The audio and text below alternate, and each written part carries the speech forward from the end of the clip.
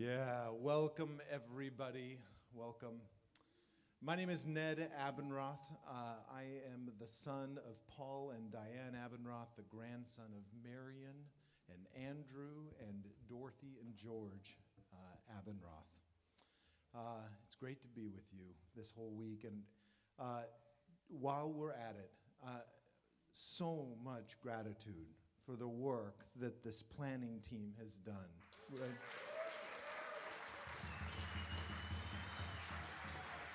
Stand where if you're on the team, if you've had anything to do with this, would you stand up? If you're, yeah, yes, thank you so much.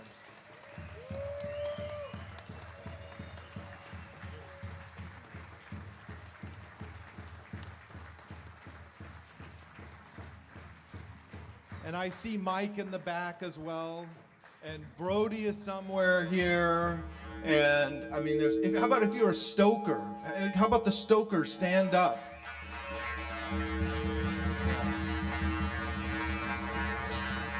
Yeah. Thank you. Thank you. Thank you. How about if you put on one of the breakouts? That takes a lot of work. If you put on one of the breakouts, would you stand up as well so we could say thank you?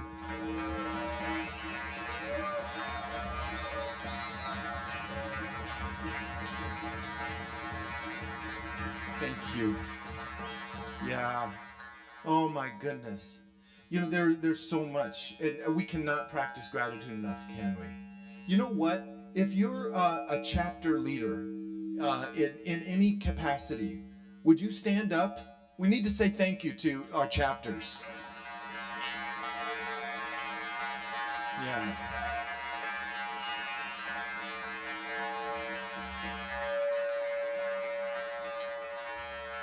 And if you are in any of the councils that do so many from I don't know, finance and governance and program and curriculum, and if you're on the board, if you're in any way involved or have been in the past, stand up.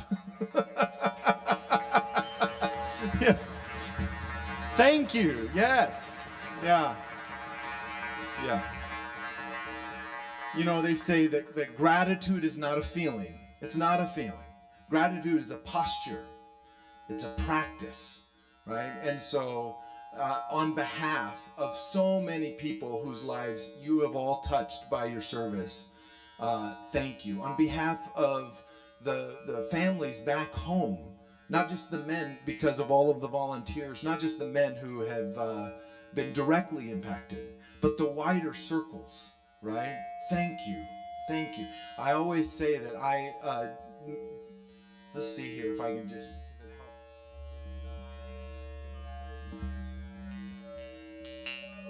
I feel a little... don't want to disrespect what such beauty here, so...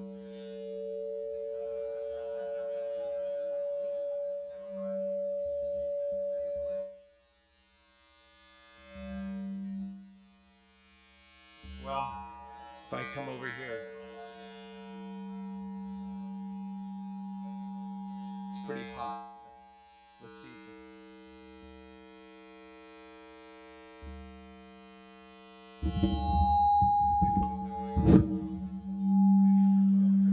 Yeah, can you turn yours off? There's only... there we go. Test.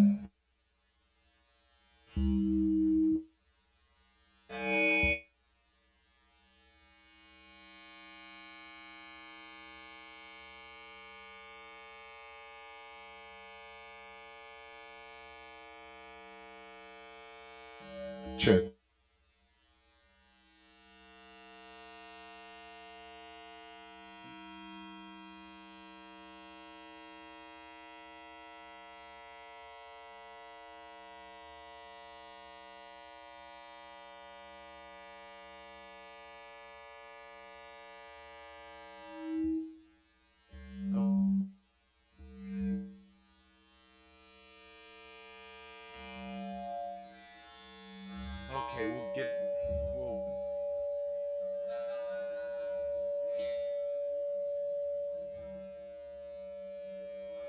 Well, it wasn't on yet.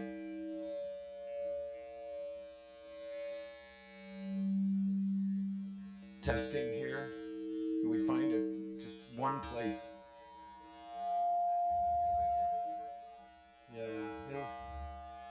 We have to solve it with me because otherwise everyone is going to struggle with. That was pretty good. There we go. Okay. So let's just take a moment, okay? Take a breath with me.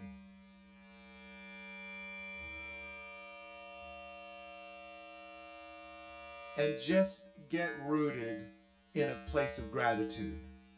Gratitude, you can start to turn your attention back home.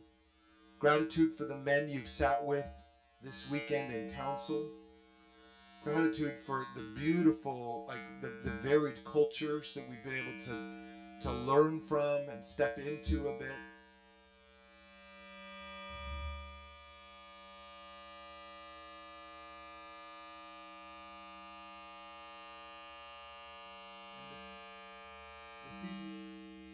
This evening we will be,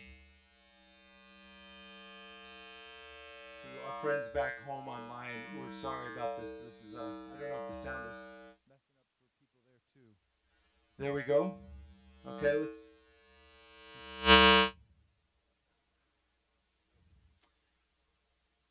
So tonight, this evening, one of the things we're going to be doing is just stepping in to gratitude, right?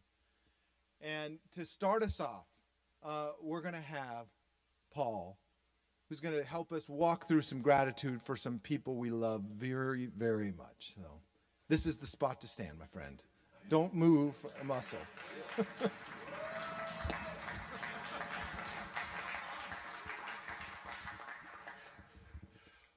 My name is Paul Koch, and I am, in this capacity, co-convener of the Illuman of the Ozarks chapter. Very proud of that responsibility. So I'm going to invite my Illuman of the Ozarks guys who have been behind-the-scenes hosts in a number of ways to come forward and join me kind of right over there. I'm not going to be with you. So had all the guys who sat at our Missouri, Kansas, Arkansas, Iowa table.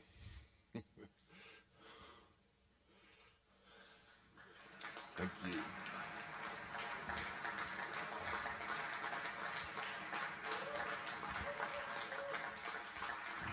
All right. Before I get carried away, what I wanted to say, I'm just still, as I stand in front of that beautiful altar, I want to give my heartfelt thanks to the Lumen in Espanol and all those who participated in the ritual. If you could stand for this afternoon. Thank you.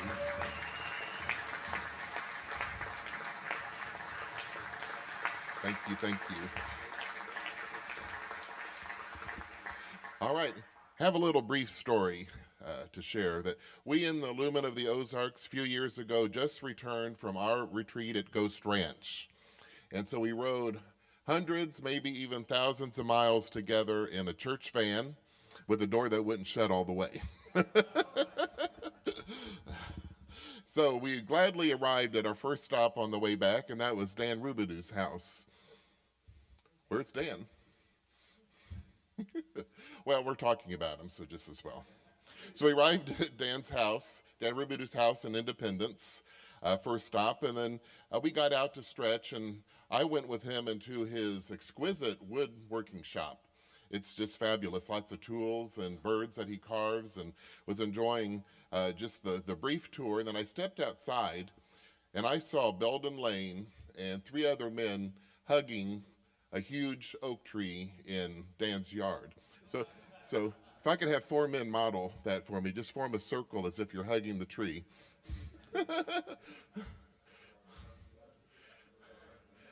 Yeah, at least 4. Well, yeah, why not all of you? Oh, we got a tree too, so that's good. Actually, well, why not? I saw them because I went to go behind the shed to take a pee, and then I saw I saw them gathering around the tree. So I'm a poet, just like Joe Davis, but their arms were outstretched, their hands were clasped, and they were hugging Dan's grandfather oak tree. And perhaps it took 4 men, 5 men, 6 men to measure it all around because the breadth, the circumference was so enormous. Grandfather was that formidable. Now, our chapter's founder and your sage, Belden Lane, told us many stories about his grandfather who lived down the block from his home at Heben Park in University City, Missouri. Grandfather is an old cottonwood. There you see Belden, and you'll see Belden in grandfather. And our chapter wanted to meet grandfather for one of our recent gatherings and honor Belden too, as we held council at grandfather's roots. There's Dan. And we were double blessed that Dan Harris was able to join us that day. So Belden gave us some foresty wisdom explaining how in all wooded places there is a dominant tree who protects the others by sending signals to the other trees, and also by their connected root systems and through the air. If there is a fire, invading insects, or any kind of trouble, even people with hatchets, I suppose, grandfather warns and prepares. So Belden has sat at grandfather tree for years, rubbed against his trunk. He even camped overnight high in his limbs. And he has dedicated him to be the subject of a book to his granddaughter Ellie. And we all knew we were in sacred company that day, honoring the 4 directions that grandfather points us to while tapping fertilizer spikes in his soil. Well, as you can see, grandfather has been struck by lightning, is largely hollowed out, and is at the crescendo of his years. And Belden admitted he didn't know who would return to the soil first, him or grandfather, to bring in new life. So today we honor our grandfather Belden, who is, Ned just gave him a call. He is with us in spirit, and wasn't able to be here today as he's caring for, actually he was caring for his wife Patricia, but she's having a great day. They're out partying. And that's where he needs to be. Today we also honor Joel Blunk, who graced us remarkably at our last Awaken. And so now we invite them forth into the space spiritually, but they're not the only ones that we want to honor tonight. I want to invite all men who are age 80 or above, or who feel for some reason this may be their last Awaken. Will you please come forward?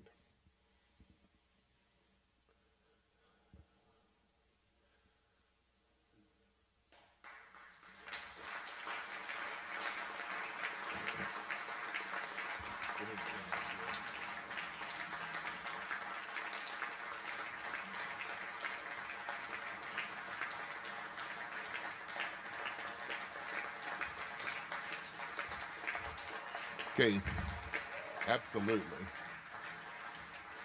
So fellas, these are our grandfathers. You know what to do, right? Actual grandfathers, please form a circle like you're a tree trunk. Let us surround you. Let us guess your accumulated wisdom in years. Let us anticipate the lessons that you have given collectively for decades.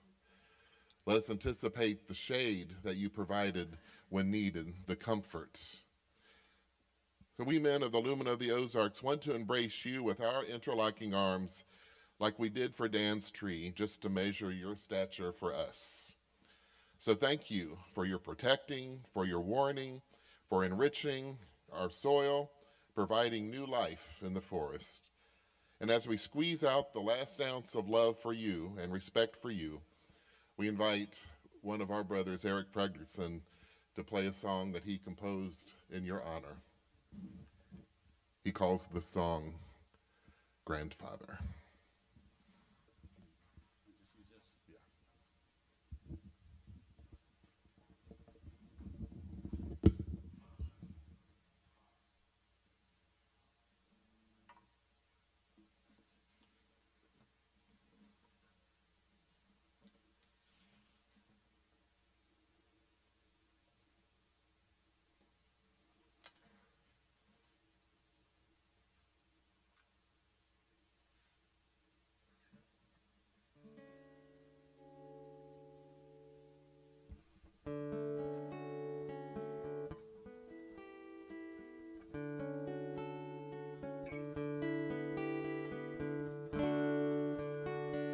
It's springtime once again.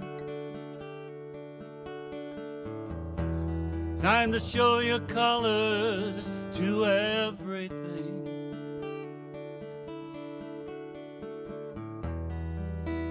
Let the birds nest and hear them sing a Celtic melody to thee.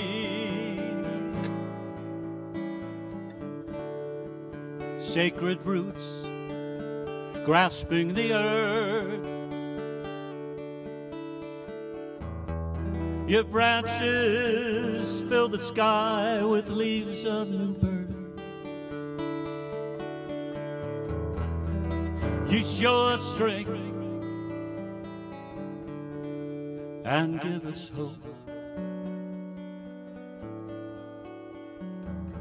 I hear ancestral voices calling me.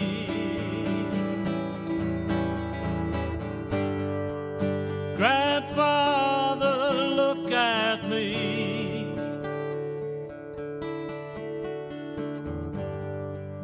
All the things that you've been through.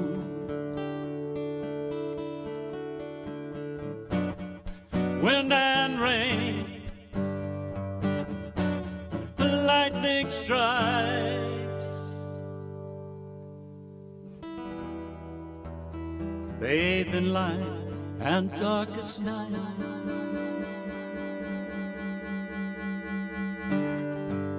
Grandfather, look at me. Oh, I know that you can see.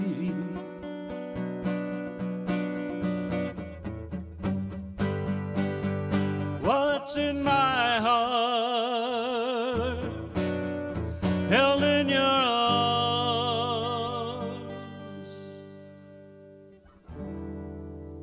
as we share each other's pain.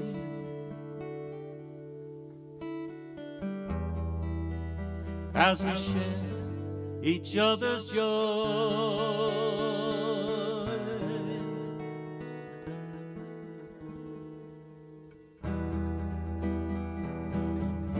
Growing old together, you and I.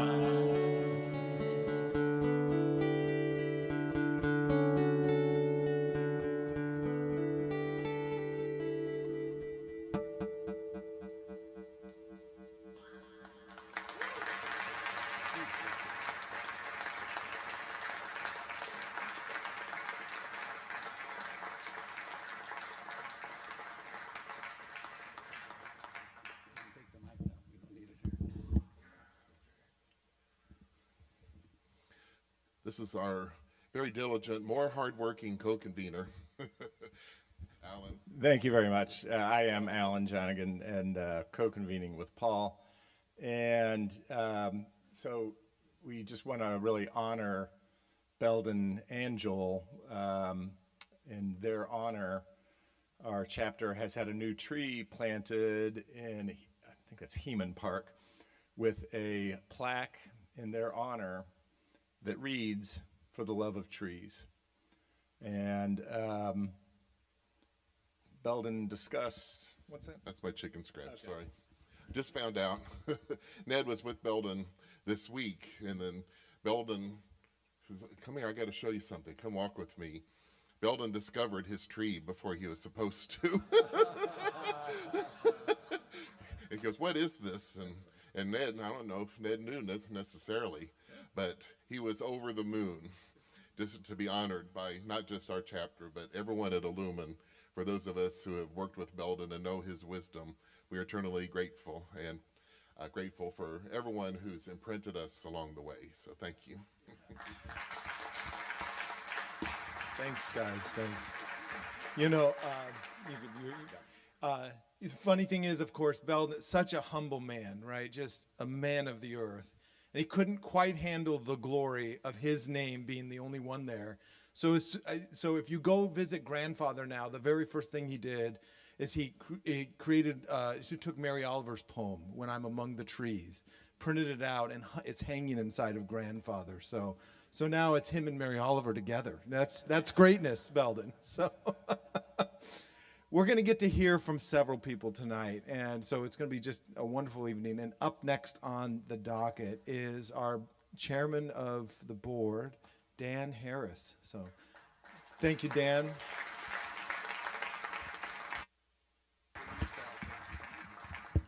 Okay. Good evening, men. Hi, y'all, as we say where I grew up. I have a question for you. How many of you are Star Trek fans? Okay. How many like Lord of the Rings? Ooh, yeah. Okay. Harry Potter, anyone want to admit that? Oh, yeah, we got a few of those. Narnia Chronicles, anybody? Yeah, good. Okay, so you know then what it means to be called out of a predictable life onto a quest with a very uncertain outcome.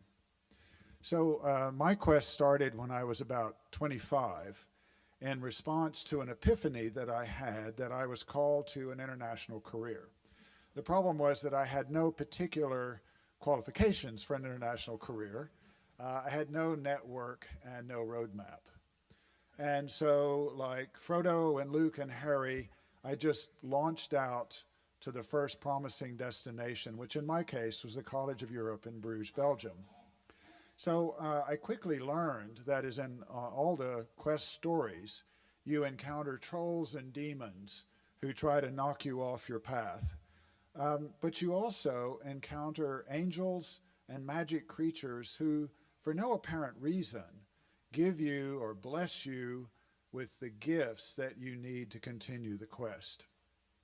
So the College of Europe was a great year. It was fantastic. And it led me to my next stop, which was Cologne, Germany, to learn German and to get some international work experience. So I arrive in Cologne late 1974, knowing not one single soul. And so I turned up at a gathering of College of Europe alumni at the home of a distinguished architect named Fritz Lill. So for whatever reason, Fritz Lill took an interest in me, and he also reached out to a dear friend of his, Frauke Römer, and said, well, would you help me look after this guy? So fast forward a year, and Fritz and Frauke were married in a private ceremony, and then they honored me with an invitation to join their family and friends for a celebration. So there I am in a room full of happy conversations, and I happen to be standing near the bar, which 20-something males are prone to do, I guess. And I see our host, Fritz Lill, and he's frowning, and he's scanning the room. And he catches the eye of one of his young adult sons from his first marriage and waves him over. And here's what he said. Matthias, I see our guests are standing around with empty glasses. Du bist ein Sohn des Hauses. You are a son of the house. Go and look after our guests. So for those of you who don't speak German, quick little interlude here. German, like most European languages, including Spanish, has a familiar and a formal form of address, right? Du and Sie in this case. And so that distinction is really quite important. And we, in modern English, we only have you, or if you're Southern, y'all, right? But other than, or all y'all, if you're really Southern. So it's important then to say that we reach back to like Shakespearean English, and we could translate do as thou. Now, particularly 50 years ago, the distinction between thou and you, between familiar and formal, was really quite strict. So thou, the familiar, was reserved for family, close friends, usually of many years standing. And so to address someone as thou indicated that there was a relationship of deep trust, familiarity and some kind of appropriate intimacy, say a father and a son. So now we replay this. So Fritz Lil is saying to his son, Matthias, our guests are standing around with empty glasses. Thou art a son of this house. Go and look after our guests. Now, what struck me immediately was a couple of things. One was the father did not berate or scold his son. He simply reminded him who he was, a son of this house. And secondly, I was immediately curious. He didn't say, thou art my son, which might imply you're failing me here, or even thou art a son of this family, but thou art a son of this house, which places him then in a tradition that goes back to ancestors and will probably go on to descendants. So in other words, in Europe, the royal families are usually known as a house, the House of Windsor in Great Britain, for example. So I was intrigued that Fritz Lil was placing his son in a much greater tradition than just a sort of temporal nuclear family. And it seemed to go without saying that hospitality was a virtue in this house. So he didn't need a lecture on hospitality. He just said, thou art a son of this house, go and look after our guests. And then what struck me was his young adult son didn't push back. He didn't make excuses. He simply said, yeah, Papi. And then he went and grabbed a bottle of white in one hand and a bottle of red in the other and dove into the crowd cheerfully, smilingly, because he was not pouring wine. He was pouring hospitality as a son of his house. What an amazingly fortunate young man Matthias was. As you all know, in modern day America, so many young men do not find where they belong. They do not find that they belong anywhere. They cannot locate themselves in the flow of a tradition that they received from their ancestors and know that they will pass on to the next generation. So there is this sense of not knowing who they are, where they fit in the great scheme of things. So I would like to say to them, we in Illuman cannot replace your family. We are certainly not a royal house, but neither are we a club where you come just to hang out with your friends, right? We are a community, a brotherhood of imperfect, wounded men who come together to support each other on a journey into deep inner work. And so we listen from the heart. We speak from the heart. We are not here to judge you or scold you. We just would like to remind you who you are. And who are you? You are a beloved son of God. By whatever name, you know the great transcendent mystery that created you and holds you and all that is in being. And that means you are not random.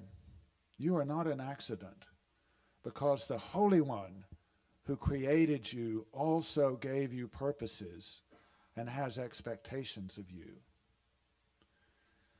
And so in Illuman, we say, your life is not about you, bro.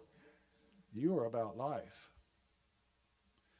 And that's why we are also always asking, what is mine to do? What is ours to do? Because I think most of us have found that when we discover our purposes and we can fulfill those purposes, or at least be on the road to fulfilling those, we also find meaning. We begin to find our place in that great stream of ancestors and descendants that transcends time and space. So we in Illuman have as our mission to connect men to each other, to spirit, and to serving the deep needs of the world. But there's a problem. We are desperately lacking generative elders in our world. And so we are also trying to encourage and build up loving, caring wisdom carriers like Belden Lane and Joel and Tim Cowan and others. And yet, we don't have nearly enough. So that brings me back to my story with Fritz Lill. I had known him for about 9 months when early one morning he invited me into this thou relationship. And I was completely stunned because this was breaking all the conventions. He was my father's age. There was a huge difference in social standing, and he had only known me for less than a year. So it was only decades later that I thought to ask, after Fritz had died, that I thought to ask his wife, so why did Fritz invite me into this special thou relationship when he, in some ways, he barely knew me? I have no idea, she said. It was completely out of character for him. It was something he very rarely did. And he had many good friends that he had known for years that he never invited into that familiar Fritz-thou relationship. So I will only know when I meet Fritz in the next life what he was thinking. But I can say what it did for me at a really critical juncture in my journey. So first, I was just a kid chasing a dream. I was a penniless would-be hero in my own quest drama. And to be invited into a special relationship with an older man whom I respected immensely was incredibly affirming and encouraging. Secondly, in inviting me into this special relationship with him, he was de facto inviting me into his family. And that was at a time when my own family was thousands of miles away. So I treasured this relationship with the family Lill then, and I still treasure that relationship today, 50 years later. And third, Fritz knew that I was obsessed with trying to understand how a country and a people that I so admired had fallen under the spell of a demagogue in the 1930s and had followed him into war and genocide and the devastation of an entire continent. So I was reading books, I was going to movies from the 20s and 30s, and in 1975 there were still plenty of Germans around who had lived in that period. None of them would talk to me about it, except Fritz Lill. Now, my questions were probing and sometimes personal, and I could only dare ask those questions to Fritz. I could not have asked those questions to Mr. Lill. So in other words, I was asking Fritz to return in his memory to a dark and painful time in the history of Germany and a very painful time in his own life. But he never flinched. He never refused. He opened himself at a cost to himself in order to help a young American understand whether what had happened in 1930s in Germany could happen in other times and in other countries, including America.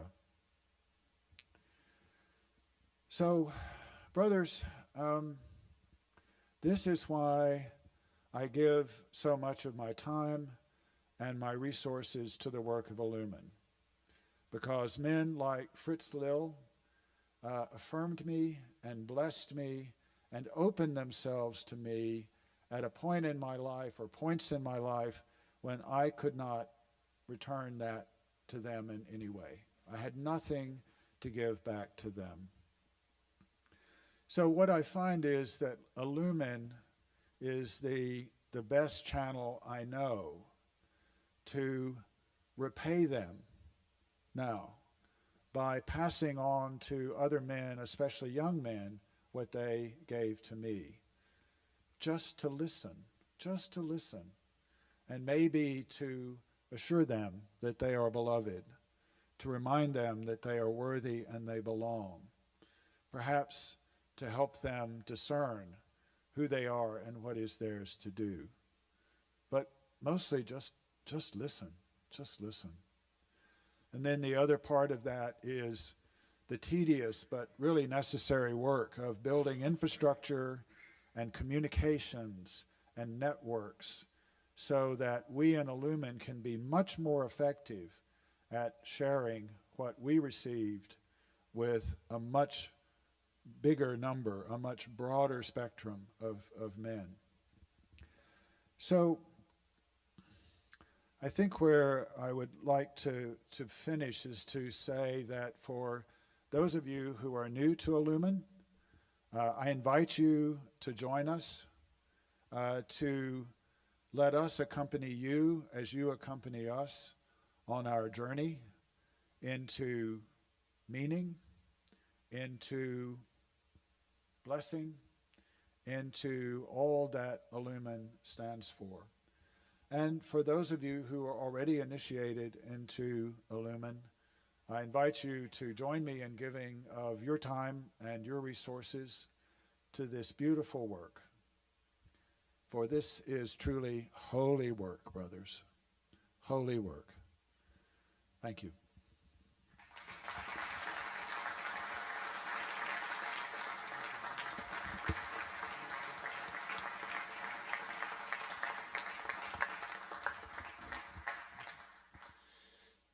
You know, if you hang around Illuman long enough, you come to realize that those of us who come back year after year, we're here for the relationships, right?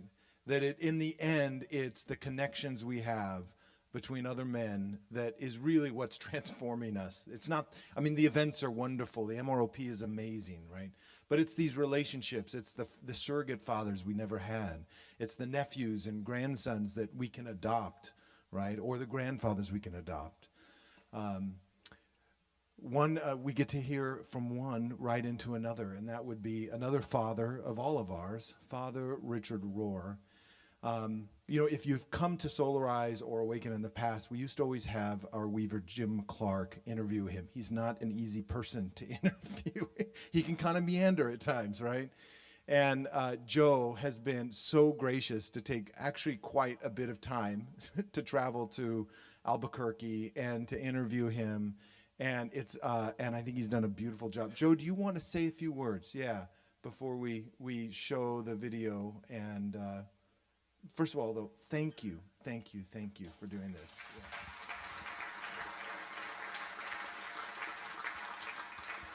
Yeah. Thanks, brothers. Just want to say I'm so humbled being up here, and I really appreciate that shout out, Ned. I didn't actually travel to Albuquerque. We did it over Zoom. Yeah. But it was still a beautiful experience. Well, first of all, I just, on behalf of myself, Joe Gabayev, and my brother, Nathan Gabayev, we just want to thank Illuman for the opportunity to contribute not only to this event, but also for the opportunity to sit with Richard. When the idea was floated to Richard, he was interested in, being interviewed not only about men's work, but about his new book that's coming out called The Tears of Things. So he was gracious enough to pass along an advanced copy of that book, and I read it, and that informed definitely this interview, and you'll see that, when we watch it. I just want to extend a huge thank you as well to the CAC and to Richard. He was extremely generous with his time. And he ended up sitting with us for about 90 minutes. As far as I could tell, it basically took all of the energy he had for that day to be with us, and he kind of left it all out on the field in that way.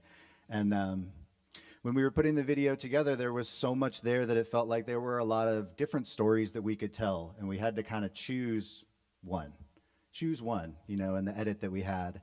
And I think, like many of you, I've consumed a lot of Richard the speaker, Richard the teacher, Richard the theologian. I think we've seen that. And of course, he was bringing that in full force, as he always does. But with this particular video, he also displayed a very beautiful eldering energy to both myself and my brother who were on that Zoom call with him. And so part of the story that we wanted to tell was to demonstrate that energy.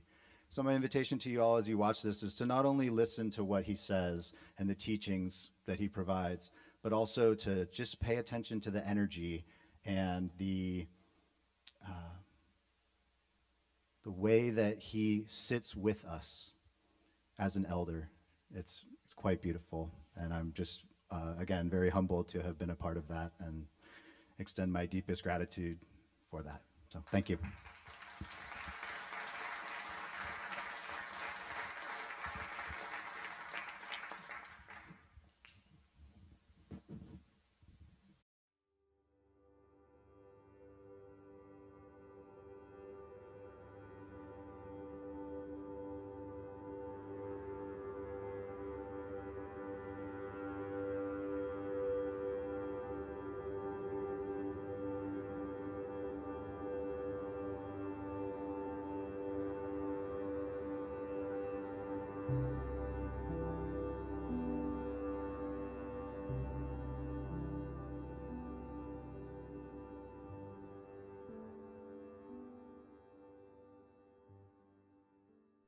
Started out one major insight message from my years of teaching on the prophets here at the CAC.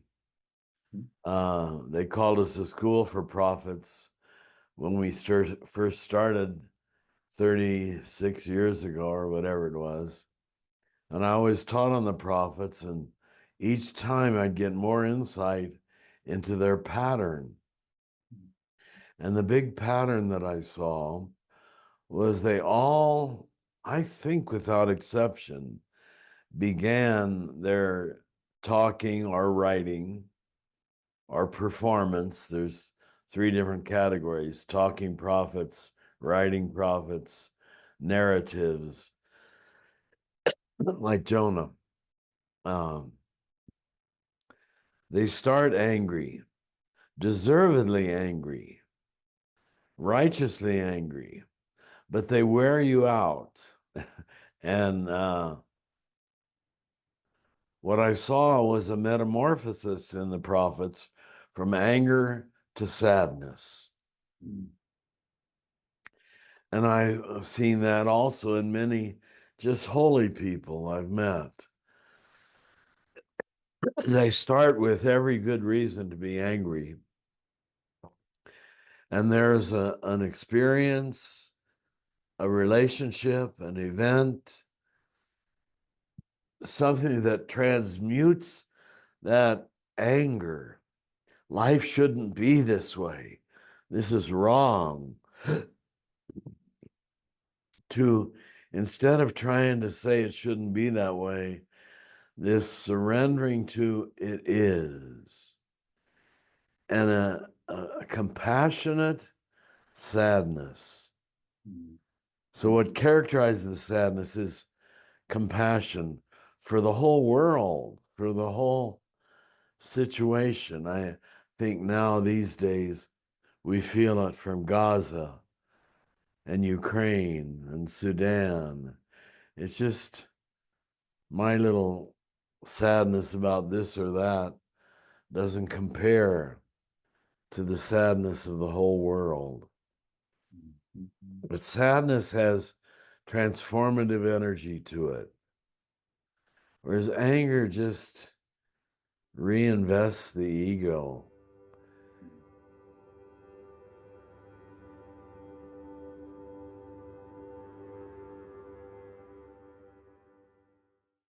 I realized this insight was my own biography, my own life. I'm clearly a one first attracted to resentment of stupid things and stupid people who do stupid things. And that's all sin is stupid things, you know. It doesn't work. But that overwhelms the one. And our first response is to get righteous about it. The closer word than anger for the one is resentment. I just resent the imperfect part of everything. If only that wasn't there, it would be perfect. So I had to spend my whole life learning to forgive. Now, at the end of my life, I feel like it's a forgiveness of everything, myself included. The tree in my front yard or the backyard here that a big limb just fell out of.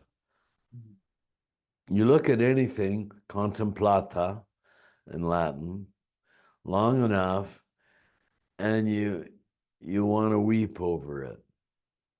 That's why I gave it that classic title, The Tears of Things. It's from Latin literature, where Virgil in his Aeneid is observing a fresco in Carthage of a field of dead soldiers, of both on the Roman side and the Carthaginian side. And he throws in this phrase, the tears of things. I knew it was important because it kept being requoted in music and drama and opera and papal encyclicals. There's two words, lacrimae rerum. Everything has tears. Everything deserves tears. The phrase that we most use is the tragic sense of life. And I think Jesus is such a realist. He's not really an idealist that says everything is beautiful. He's an utter realist. Everything is tragic. But that tragedy, lived through and loved through, becomes resurrection. That's different. And I think that's our job, to give people compassion for the tragic sense of life. If you haven't experienced it yet, you haven't lived. Now I gaze from my front porch and I look at the person walking across the parking lot with head bowed, and I just can't help but think, I wonder what sadness, what disillusionment he is carrying. Lord, help him to be transformed into love. Because that's what happens. You two are a great example of it. Every time I've seen you, I'm impressed by your smile. And I know you've had your sadness. But everybody does, everybody. And when you think your sadness makes you special, like the four, they're not getting anywhere. Your sadness makes you universal. I never said it that way before. It doesn't make you special. It makes you like everybody else. Yeah. Wow, beautiful. Well, I work as a hospice chaplain these days, so you're speaking language here. I said it to the right man. Yeah. And what do you do, Nathan? I work as a carpenter. That's right. You've told me that before. Yeah, I make furniture. Well, you must discover angry pieces of wood that don't cooperate. No, wood is very much like people. Because I use reclaimed wood, recycled wood, and so it can be just chewed up and beat up and broken and cracked, and I sand it down and I find the beauty in it and repair it and bring it back to life. And it Isn't that right beautiful? underneath the surface is something There, unbelievably you just said it. You just said it. Thank you. Yeah. Yeah. Beautiful. You know, a good spiritual teacher just gives people the freedom to think their best thoughts. Mm-hmm. And there was an example of it, both of you.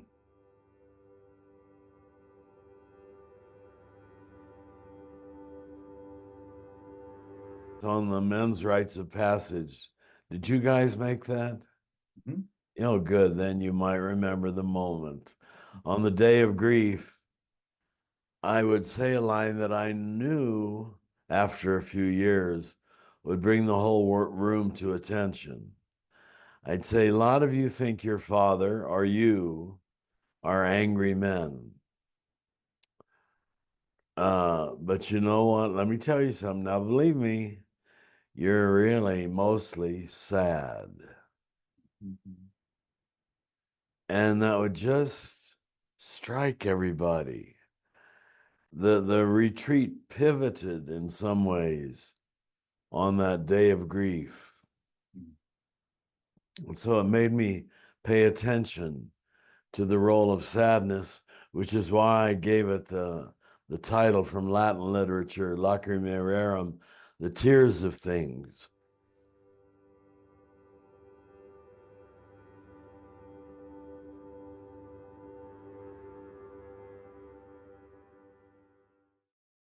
I didn't say this in the book, but I'm going to say it now. They more commonly start with tears, not all of them, and get the freedom to be righteously angry at how they were treated. Mm-hmm. I think this creates such problems in marriage where the woman in her 50s gives herself permission to be angry about how she was treated in school or whatever it might be. It's a little reverse journey. And her tears then take on a different character. I wish I'd developed that in the book now that I'm saying it. But we call it women getting in touch with their anima. How many years you've been married, Nathan? Well, 3. We've been together for 8 years. 8 years we've been together. Mm-hmm. Yeah. A woman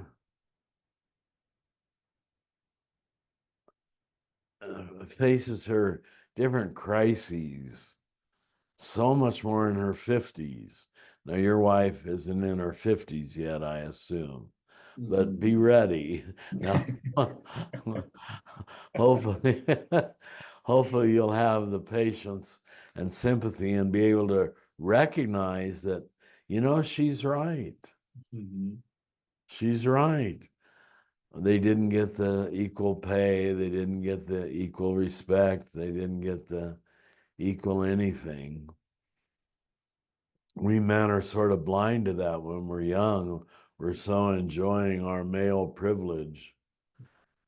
But as we get older and we learn from our wife and her tears that it didn't come as easily to her, I think she probably learns it from her children. Children are your great teachers. You got to have another one, Nathan. Who Oh am my I to God. tell It sounds you? like a good hour. I who have none. Thank you for telling me. Your love of your children, you adore them, and it changes you. Yeah. I'm glad you're nodding so readily. Yeah. My dad, who was a 7 on the Enneagram, he called all 4 of us sweetheart. So 7s are always positive. And all 4 of us, we 2 boys, as much as the 2 girls, we're all sweetheart to my daddy. Mm, that's sweet. Yeah. Yeah, I resonate. You know, my journey at MROP was on the day of grief. I was someone who was very in touch with my sadness, but I never gave myself space for anger. And then during MROP, during the grief ritual, Oh. most ridiculous amount of anger came out of me, and that was kind of the missing piece to really be able to hold that compassion and grief in a way that started to transform it into something else. Wow. Thank you for giving that example. That's very believable. Yeah, Yeah. yeah. Yeah. Because in a lot of ways, I kind of got my emotional programming from my mom and from my sister. So I was kind of coming at it more from a feminine perspective of Yeah. how I was dealing with, you know, complex emotions. So I wasn't even aware of my anger, right? And I would never give it voice or even give it any recognition. And then, you know, the grief ritual is really where that burst open for me. And I'm so grateful for it, right? Right. Wow. I'm Thank you. angry, you know? Thank you for sharing that. Yeah. Absolutely. Makes total sense. Yeah.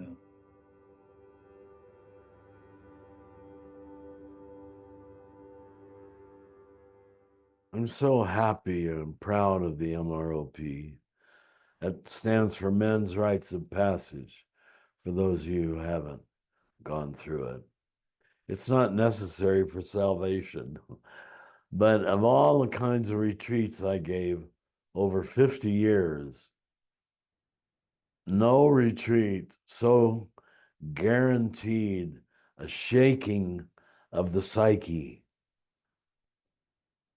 an awakening of the psyche, the soul, they're the same word, as the 5-day event we called the Men's Rites of Passage. So I don't know what I do different. I'm not saying that means it was perfect. I'm sure if I was sitting there teaching, did either of you attend it when I was the teacher? No. Oh, you came afterwards. Yeah, Yeah. but yeah, My best words come unprepared.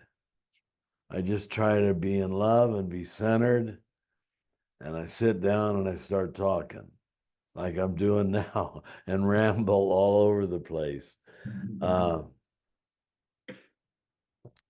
But I don't know what would come out differently. I'm sure some things would. But at this moment, it doesn't come to me. Okay. Which is not to say it was perfect. It wasn't. But of what I could put together, it was the most mature formulation of a 5-day transformative event.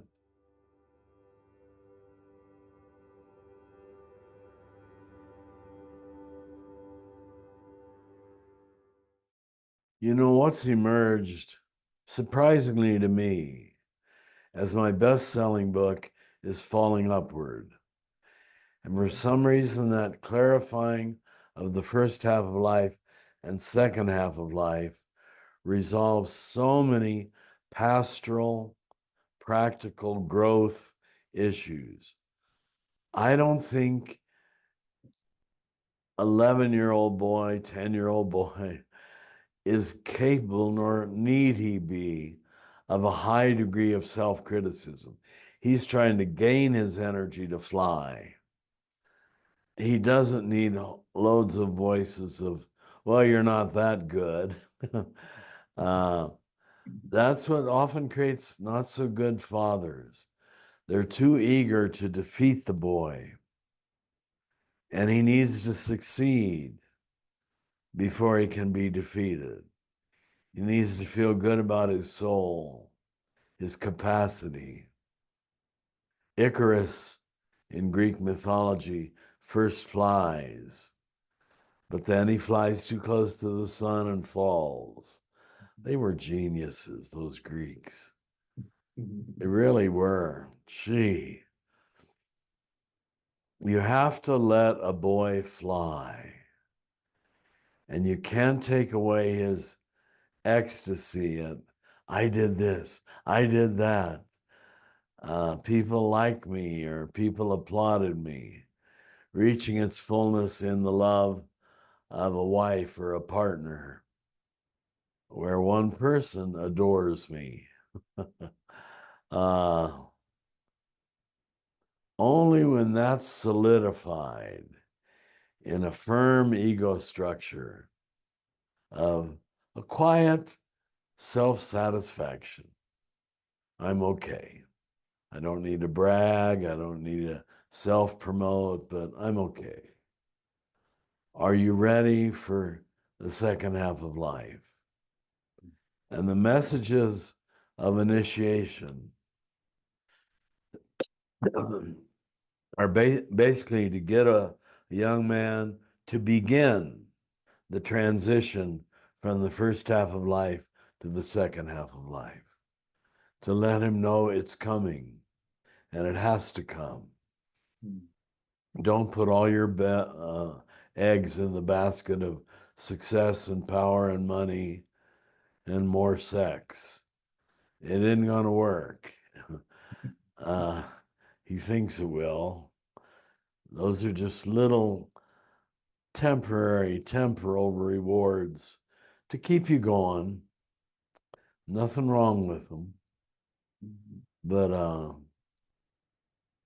they have to solidify your ego structure enough that you don't need them anymore.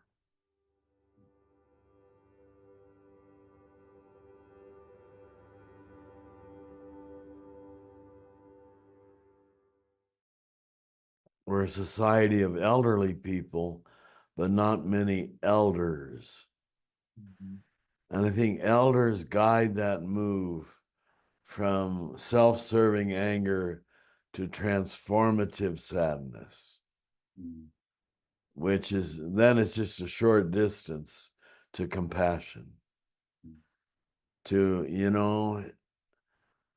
he's wounded, I'm wounded, I cannot understand myself.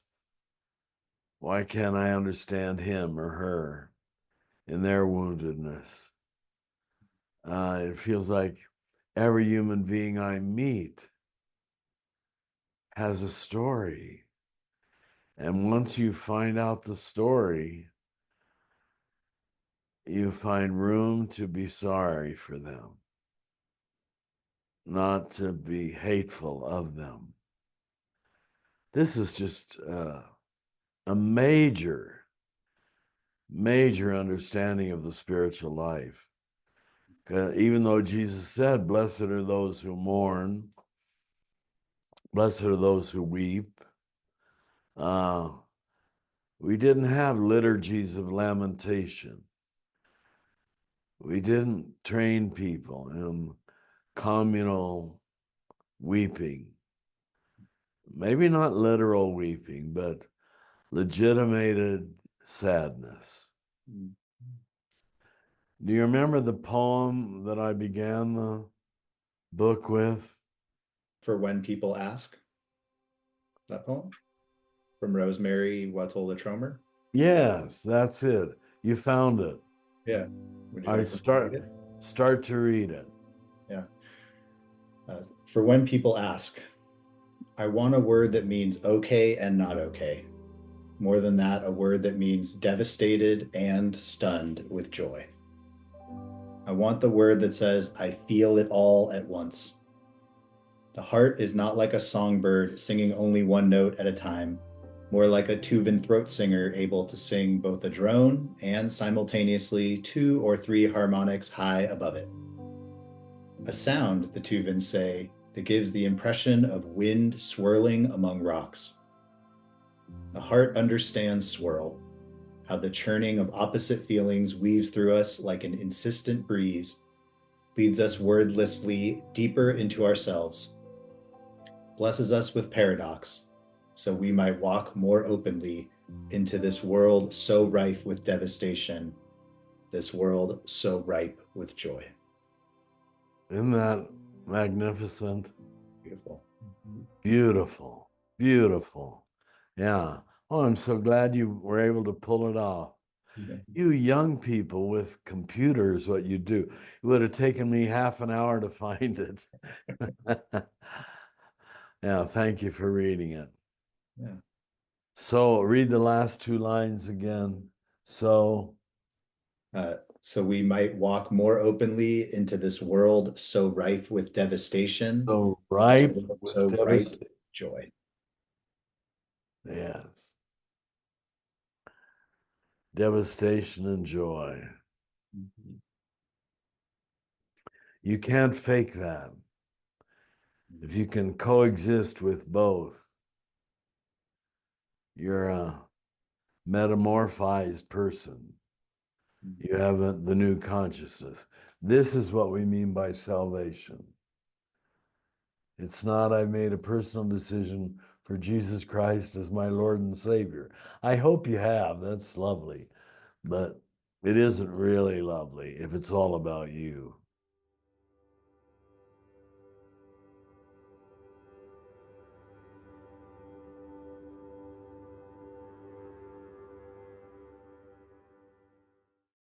They go through a transformative experience.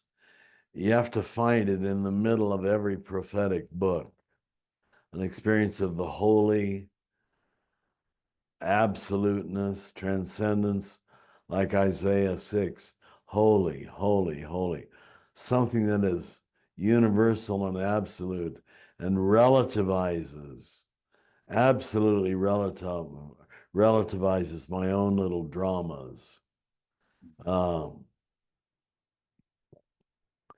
There has to be a metamorphosis, a change, a transmutation, if you'll allow that big word. And we use the word conversion in the religion, but you know, what we usually meant was joining a denomination, aligning with a group and its definition of salvation, which usually was pretty partial. Let me leave it at that. Nobody's fault. God loves that too. He understands. But what we talk about, and the reason we named our center Action and Contemplation, was the change has to be a change of consciousness, not what you see, but how you see. And you see things, you've heard me say it before, in a non-dual way. It's a both and way. Both and. Yes, but this too. And when you can carry both sides of any question, of any dilemma, in some way, you have the capacity to be a prophet.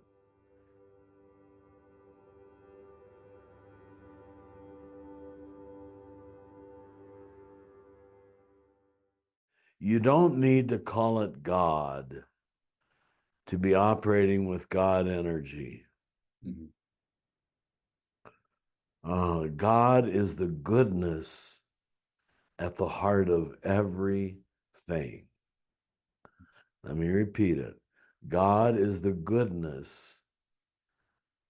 In English, even the word works so well. God is a shorter form of the word goodness.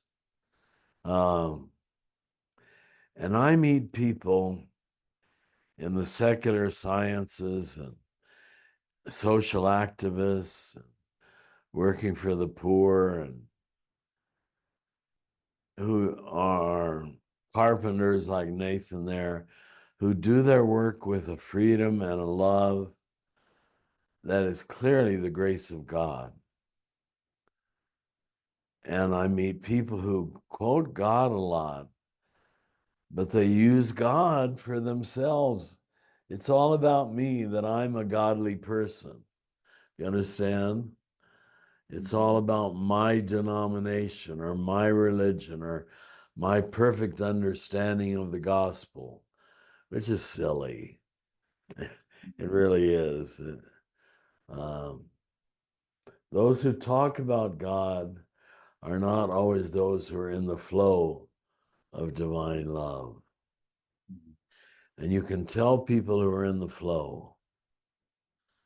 There's a gracefulness, a graciousness, a patience about their action. And I love it when I meet them. I know I can work with that person because it's not all about me.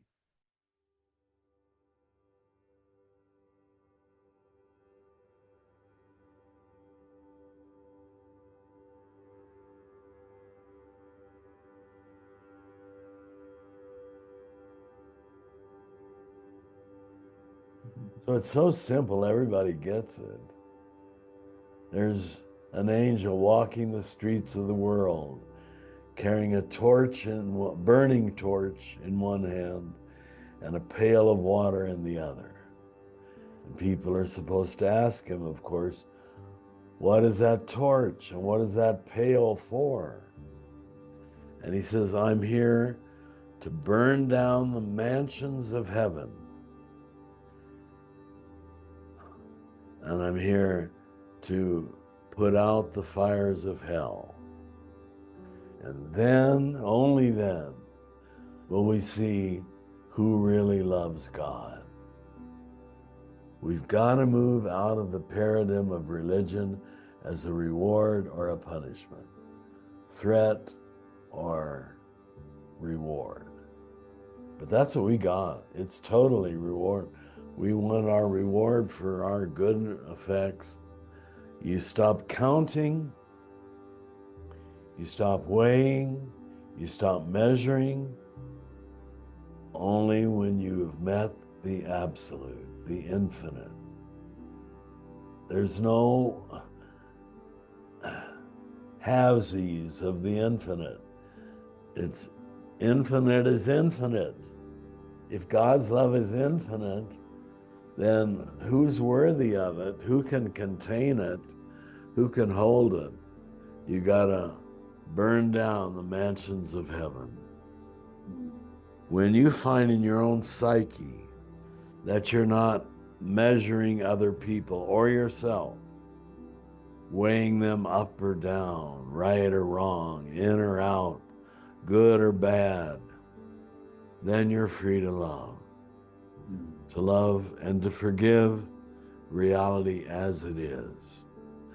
So I added that just in the last months as the ending of the book. I'm so glad you asked me to repeat it here. Thank you. It's so simple,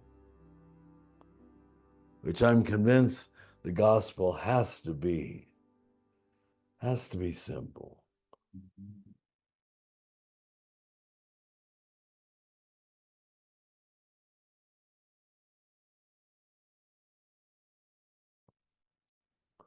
Good God, you are the heart of everything. Let us see the heart of everything. Let us enjoy and pass on the heart of everything. Let us know that we also are the heart of everything. God is the goodness of everything. We thank you for revealing yourself with such simplicity and such freedom, and for creating men like Joe and Nathan who care about such goodness.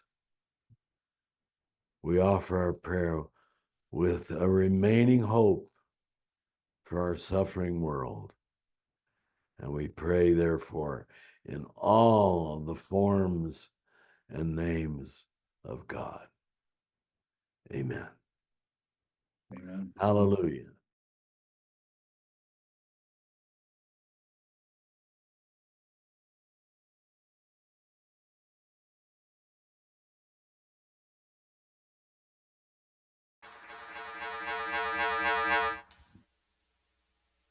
Well, that was something. Why don't you stand up, turn to somebody else, and just say namaste, bow in recognition of the presence of the friend that's in each of us.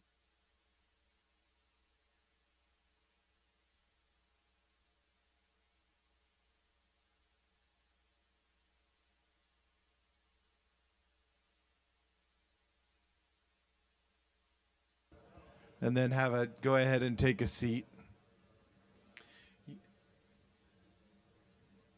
You know, there's some men here who've never heard of who Richard Rohr is. Isn't that wonderful? It really is. Yeah. So if you don't know, you're like, why are they showing this video? This is our founder, right? I hope that's obvious at this point. This is our founder. And there's also a man here somewhere who went to one of the earliest MROPs. It wasn't even called that. It was back in the 90s. They were just a men's retreat. Where are you? Yeah. Okay, maybe even couple guys. So, and since then, over 10,000 men all over the world have gone through that seminal event. Many of us in the room have had our lives changed because of that. I think we're offering it in maybe 9 countries. This year we did Latvia for a second time, and we added a new country this year, Canada, for the very first time. How about that?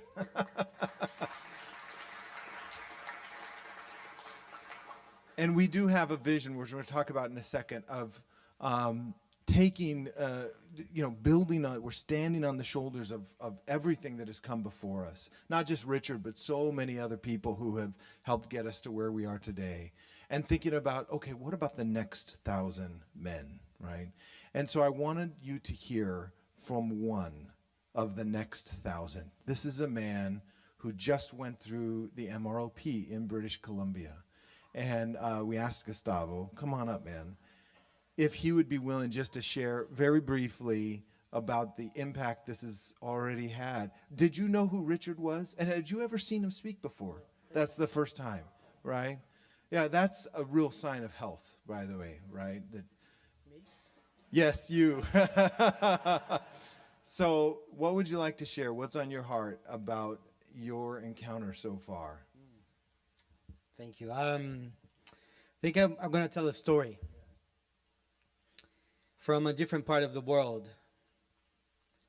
For 400 years, 12 million people were taken from their land, from the west side of Africa, and brought to the Americas. 12 million people. They came in ships. They had their feet and their hands shackled, chains and cages. And they were brought there, or here, as biological machines that would build the new world. Out of those 12 million, 5 million of them went to Brazil. Just to give you a sense of what we're talking about, it's 20 times the size of St. Louis. Out of those 5 million men and women and children, there were my ancestors. I don't know their names. I don't know who or how they look like. I don't know what they loved. I don't know how they smelled. Centuries later, I was born. Out of the love of a white woman and a black man in one of the most racist countries in the world. And I grew up with that. I grew up with the soul of a colored man, but in a white world. And you can imagine how that kind of messed me up. Because I saw myself in one way and the world was looking at me in a totally different way. And at some point, as I grew older, those frameworks did not work anymore. the things and the frameworks and the tools I had to read the world around me were not working anymore because there was disconnection there. Then as everything was crumbling and my faith and spirituality, the structure of my understanding of my own kind of spiritual work and soul was kind of breaking down, I talked to a friend. And this friend said, I think you might like these guys, the Illuman guys, you know, like you might be ready. He's here, this friend. You're going to like this. And I went to a few councils, and I was just like, oh, there's really something here. Couldn't get it, though. But there was something there. And that was space. Went to my first MROP. It was like this last spring. In the solo day, I went to the woods. It was cold as hell. Probably the angel had already quenched. You know, it was just like the hell there. It's just like, it's pretty cold. But the cold was my teacher. And I had an encounter with the divine there. My only job was to show up. And the divine encountered me. And the way he encountered me was, I was reunited with my ancestors. We danced, we talked. I was one of them. There were no shackles, no chains, and no cages.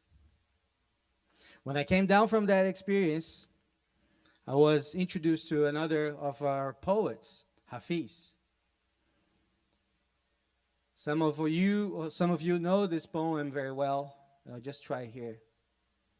The small man builds cages for everyone he knows, while the sage that has to, while the sage has to keep his head down when the moon is low, keeps dropping keys all night long to those beautiful and rowdy prisoners.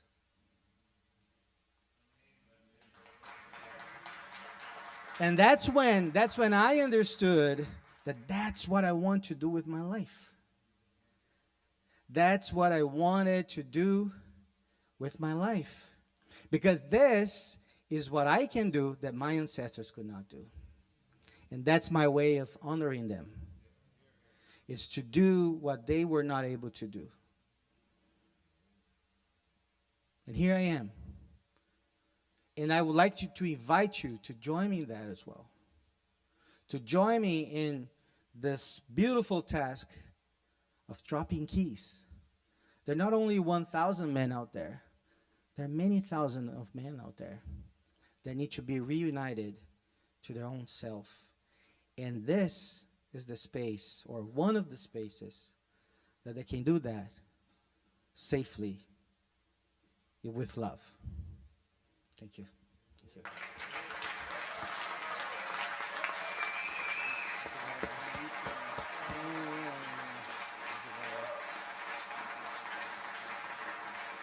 Thank you, man. You're my weaver, man. You're my weaver, man.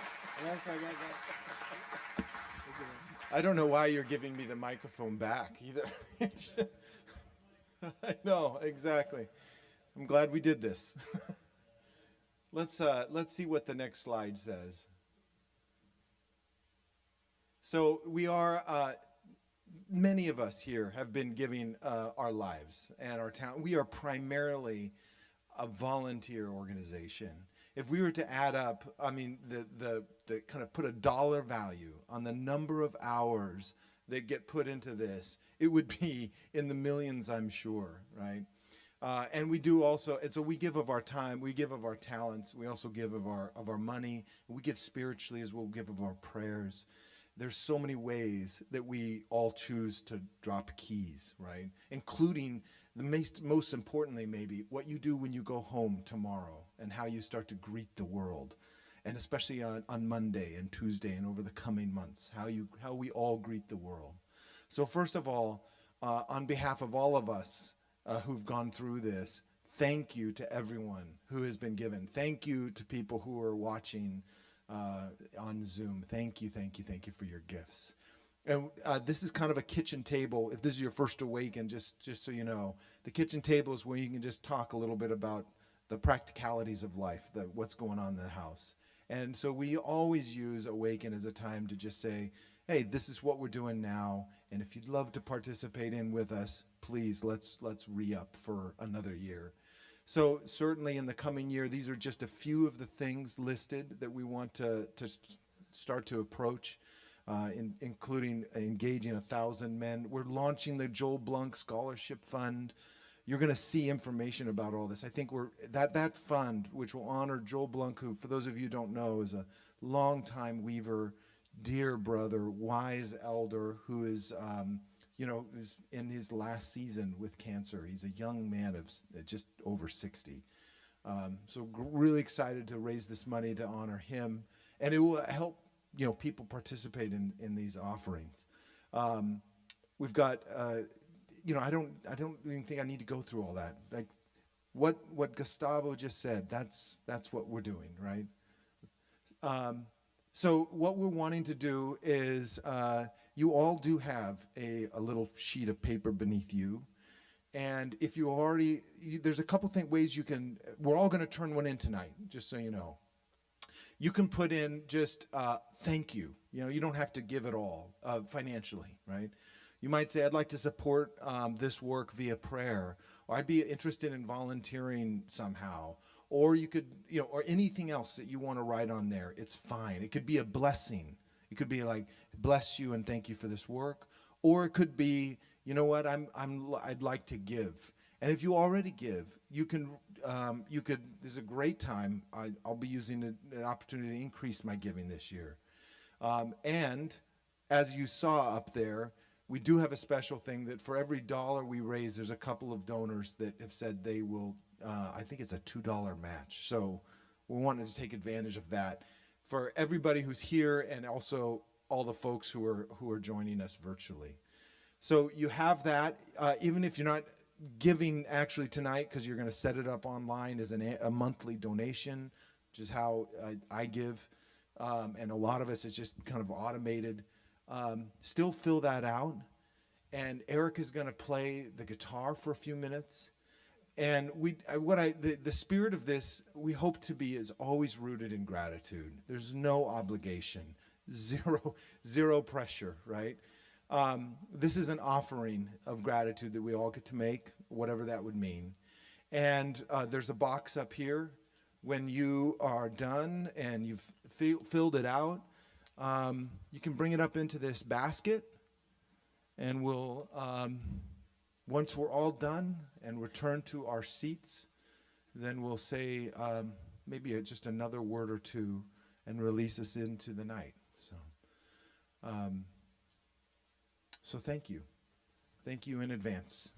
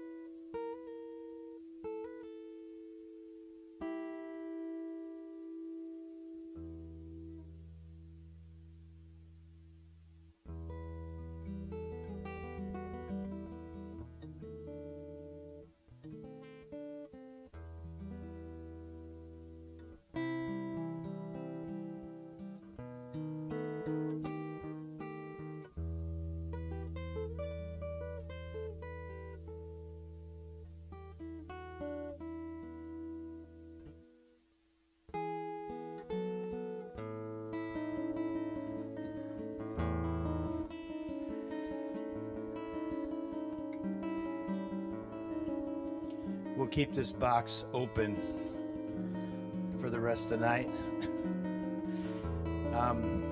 But I'd like to offer a little blessing before we have a poem and an announcement. Thank you, Eric. Thank you. Like, you can keep playing. Yeah.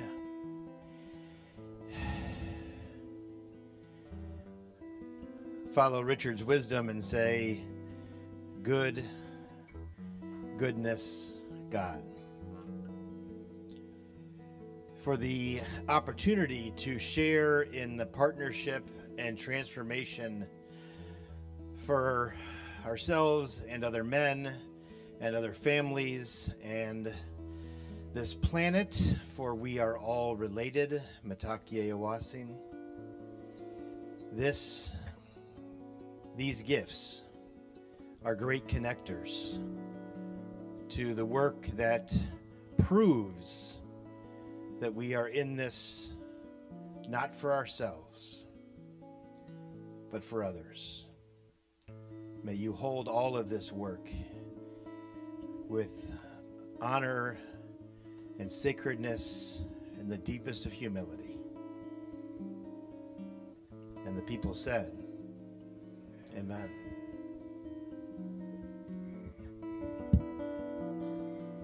Joe, you're up. Where's Joe? Oh, he's right there.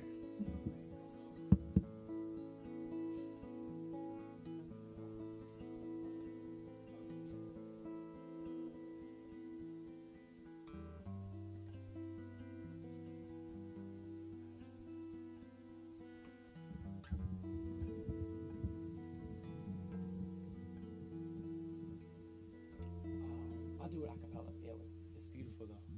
Can we give some love to Eric again one more time? Thank you so much, Eric.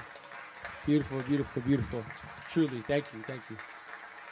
Yeah, I'm truly grateful to be in a space like this. If you haven't heard me say it before, I want you to hear me say it now. Just a heart full of gratitude for being in community with you all. It was my social training as a kid was that it wasn't always safe as a boy to express my emotions and to be vulnerable and to cry, right? But it wasn't until I found men like many of you in the room, possibility models, people who were able to create a space. I call it a brave space, a space we can practice being vulnerable, practice being courageous, practice expressing our full selves. And so it's a gift. It's an honor and a joy just to be in this space with you all. So I just want to say thank you, thank you, thank you for being you, for showing up. Thank you all so much. Yeah, truly, truly, truly. And I'm a part of a small group of men, about 6 or 7 of us. We meet once every month in the Twin Cities, mostly online because there's folks from all over the place. But it's called Letters from the Mailbox, M-A-L-E, mailbox. And it's just a space where we can just be vulnerable, be real, be authentic.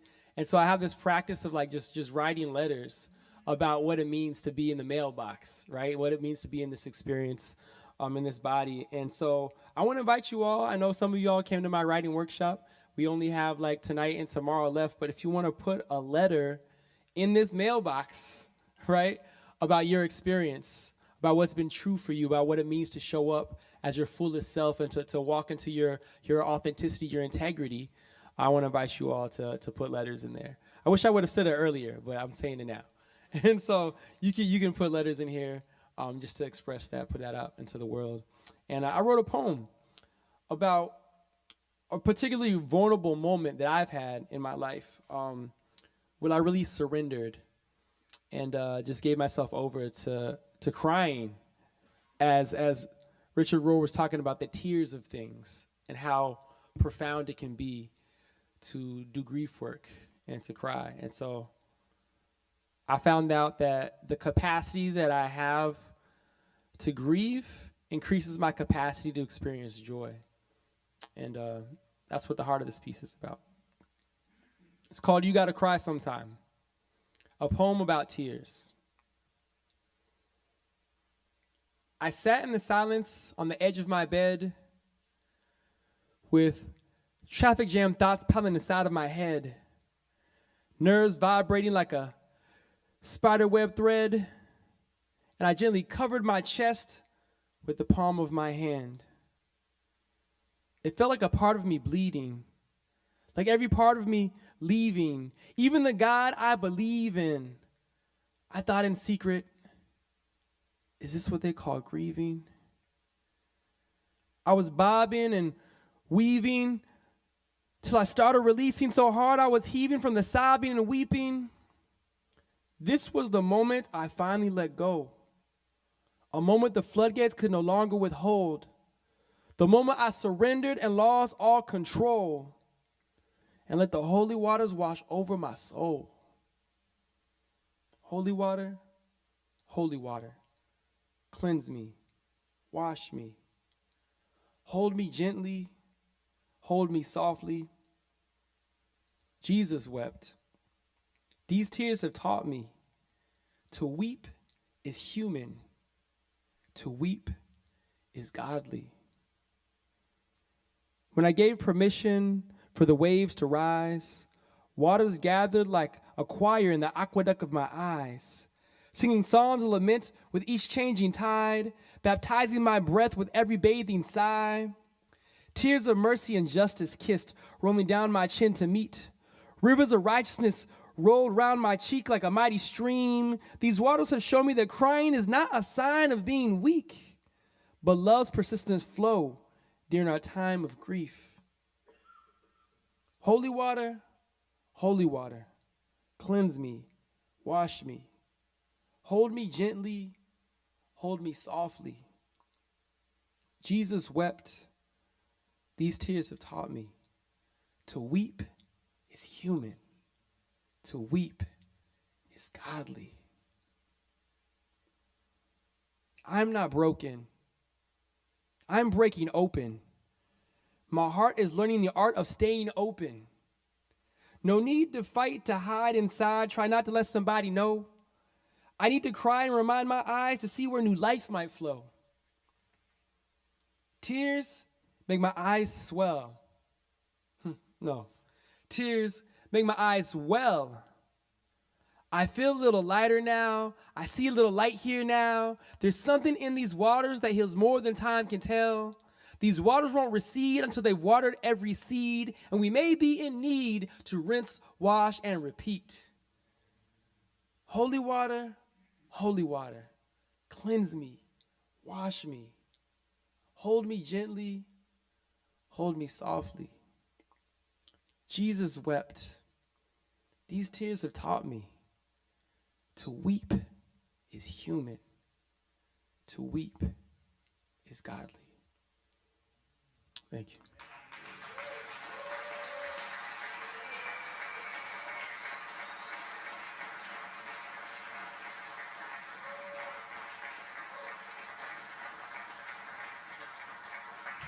Joe Davis, everybody.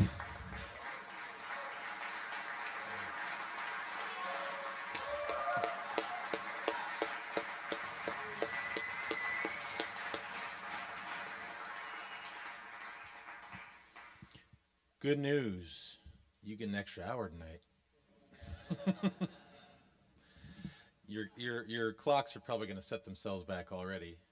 It's AI for you. But in case not, anybody that's on analog, you get an extra hour tonight. So use that hour to sit and fellowship across the parking lot there in the same place we were last night.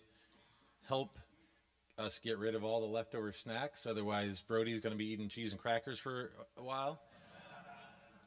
And if you want to see another excellent film, another Disney movie, Encanto, it's also about generational trauma and about avoiding our shadow and about, family and generations. It's good stuff. So in that same room, Encanto, we'll start at about 9:30, about half an hour. So get some cheese and crackers, get some sodas, and all that.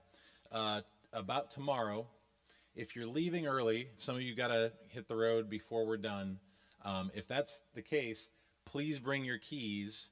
Every one of you has to give back your keys before you go. If you're leaving early, bring your key. to the opening session at 8:45.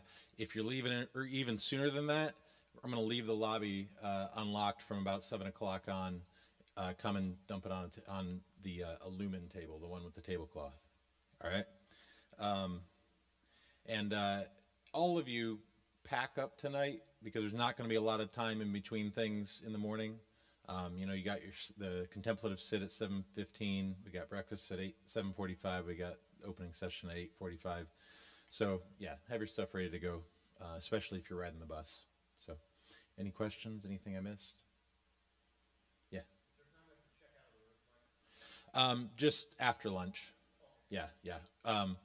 Those of you that are riding the bus, I'm going to have a table right out by the activity center, or right out here where it's going to pick up, and you'll just drop your keys then. If you're not riding the bus, just bring them there anyway when you're ready to go. Anything else? Yeah. Oh, yes. Thank you. Yeah. Council's going to meet in this building instead of all the way down at the beach. If the weather's good, you can also kind of spread out a little bit. We'll tell you more tomorrow. All right. Go get some grub.